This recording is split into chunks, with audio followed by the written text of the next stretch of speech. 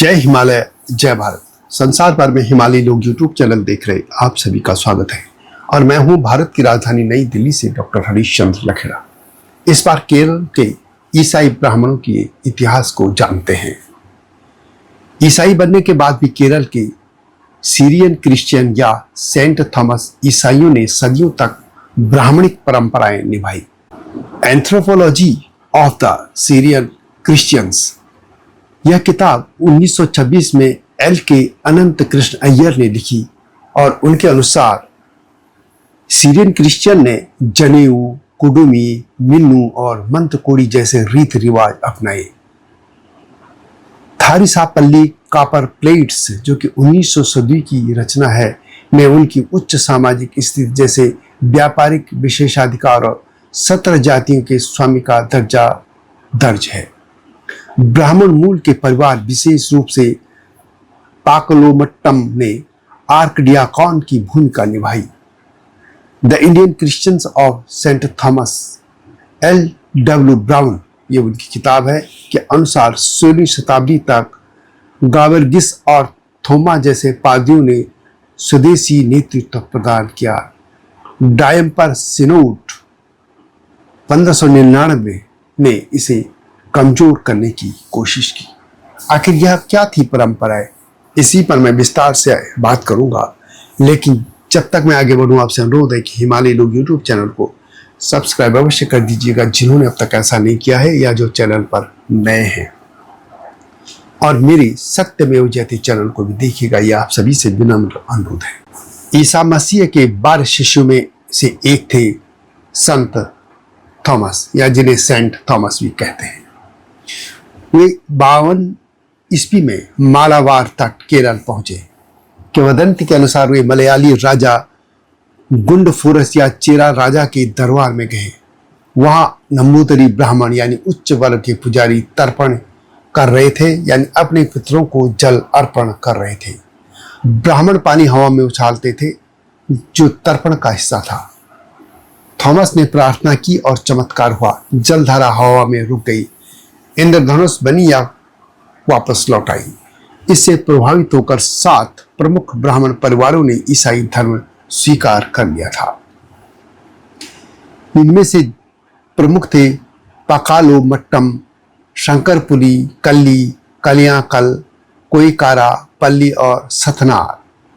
हालांकि थम्मा पर्वम, जो कि 1601 की रचना है, जो कि सेंट थॉमस ईसाइयों की मौखिक परंपराओं को लिखित दस्तावेज के रूप में बनाया गया है, उसके अनुसार संत थॉमस ने 52 ईस्वी में कोंडगुल्लूर में 32 नंबूदरी ब्राह्मण परिवारों को ईसाई धर्म में दीक्षित किया था। ये परिवार आज भी केरल के सेंट थॉमस क्रिश्चियन यानी नसरानी समुदाय के पूर्वज माने जाते हैं। थॉमस ने मालपुरम कोंडगुल्लूर में 7 चर्च स्थापित किए थे। हालांकि कई इतिहासकार, खासतौर पर कोइनरॉड एल्टस, इसे मिथक मानते हैं। नंबूदरी ब्राह्मण 8वीं शताब्दी में ही केरल आए, जबकि थॉमस सन 52 यानी प्रथम शताब्दी में ही केरल पहुंच गए थे। कई ईसाई विद्वान कहते हैं कि परिवर्तन उच्च वर्ण के लोगों को वैधता देने के लिए गढ़ी गई थी। केरल के बिशप ने भी इसे मिथक कहा है। फिर भी यह केरल ईसाई पहचान का महत्वपूर्ण हिस्सा है। सत्य जो भी हो, लेकिन यह सत्य है कि संत थॉमस के समय पर भी कुछ ब्राह्मण ईसाई बन गए थे। ईसाई बनने के बाद भी केरल के सेंट थॉमस ईसाई यानी सीरियन क्रिश्चियन ने सदियों तक ब्राह्मणिक परंपराएं निभाई। Anthropology of the Syrian Christian, जैसा मैंने पहले भी कहा, एल के अनंत कृष्ण अय्यर की किताब है।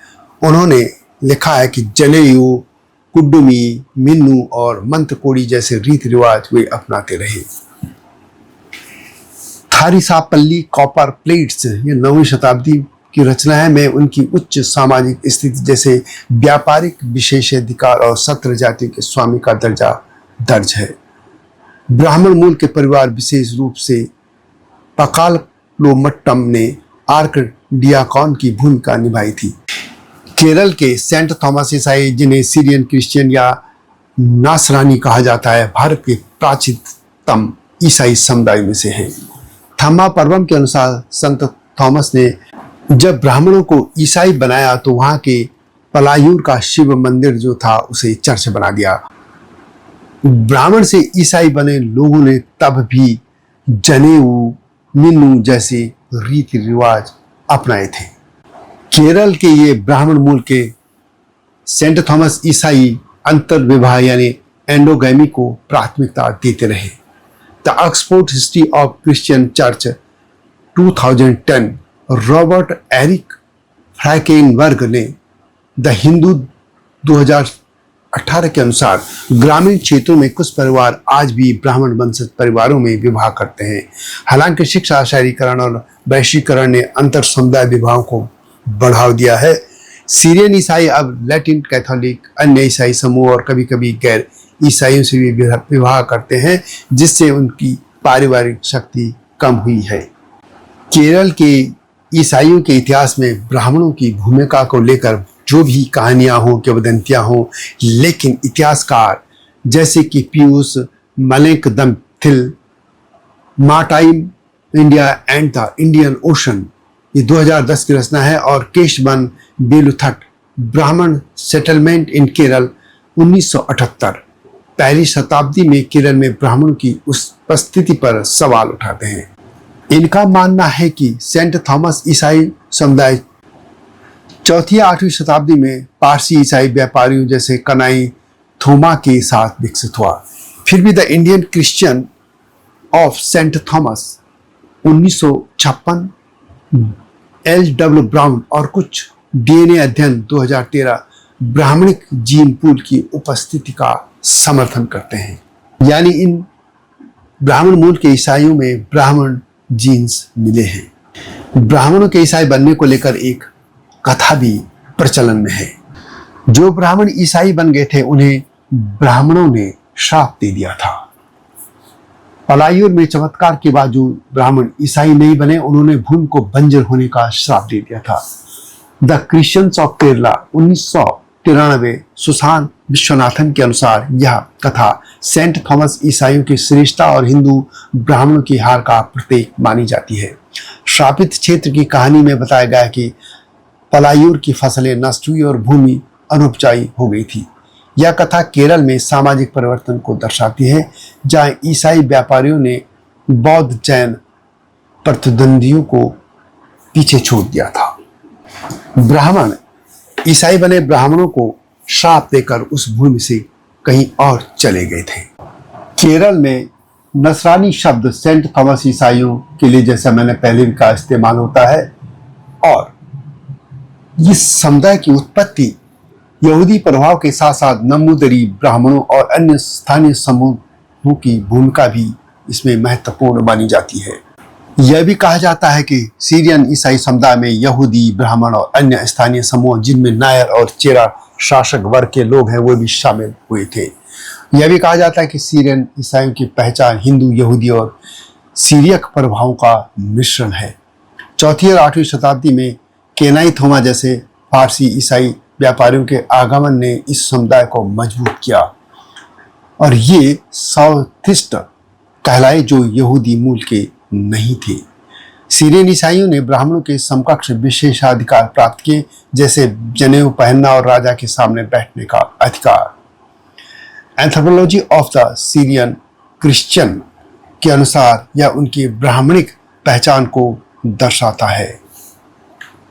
आज भी सीरियन ईसाई समाज में यहूदी प्रभाव भी मुख्य रूप से दिखाई देता है, जैसे धार्मिक प्रथाओं में, जैसे पेसा अप्पम यानी बिना खमीर की रोटी जो यहूदी पासओवर से प्रेरित है और कुर्बाना में देखा जाता है।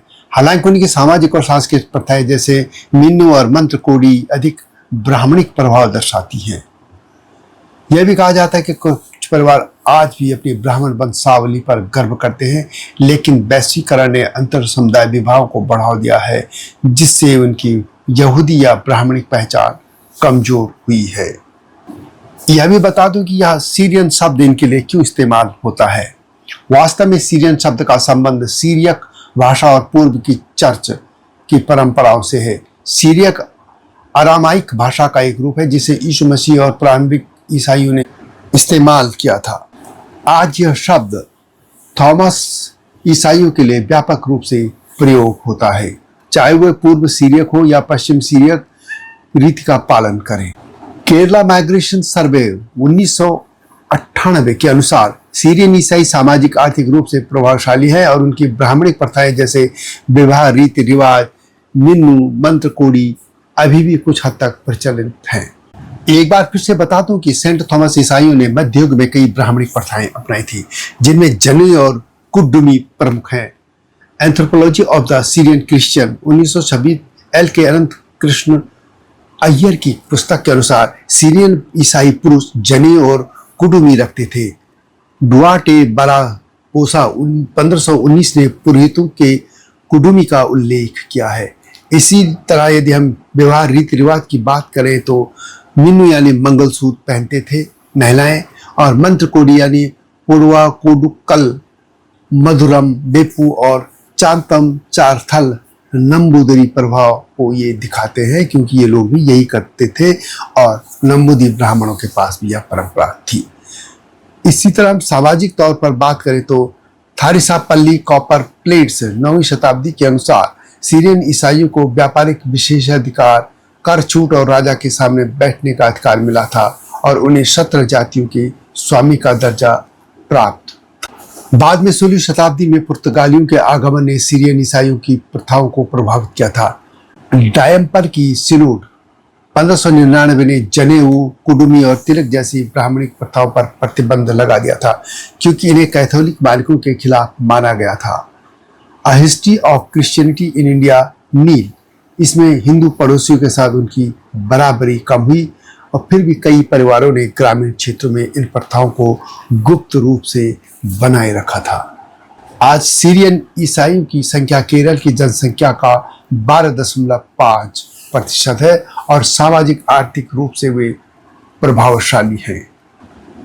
केरल के ब्राह्मण ईसाइयों का इतिहास इस तरह संत थॉमस के चमत्कार से शुरू होकर पारसी प्रभाव, सीरियक और ब्राह्मणिक प्रथाओं के समन्वय तक फैला है। पलायूर का शापित क्षेत्र, शिव मंदिर से चर्च और ब्राह्मण पादरी उनकी स्थानीय जड़ों को दर्शाते हैं। सीरियन शब्द पूर्व और पश्चिम सीरियक रीति से जुड़ा है और आधुनिक युग में उनकी ब्राह्मणिक पहचान मिन्नु जैसी रीति रिवाजों में बनी है, लेकिन वैश्वीकरण ने इसे कमजोर कर दिया है और यह समुदाय केरल की बहुलवादी संस्कृति का प्रतीक है। तो यह थी केरल के ब्राह्मण मूल के ईसाइयों की गाथा। यह वीडियो कैसी लगी कमेंट में आपसे लिखें। जल्दी आऊंगा नई गाथा के साथ, जब तक जय हिमालय, जय भारत। हिमालय पे पेड़ हो तो गीत गाएंगी नदियाँ, गीत गाएंगी नदियाँ। पेड़ों पे चिड़िया है तो गीत गाएंगी नदियाँ, पेड़ों पे चिड़िया है तो गीत गाएंगी नदियाँ। माँ की लोरी जैसे होते हैं नदियों के गीत।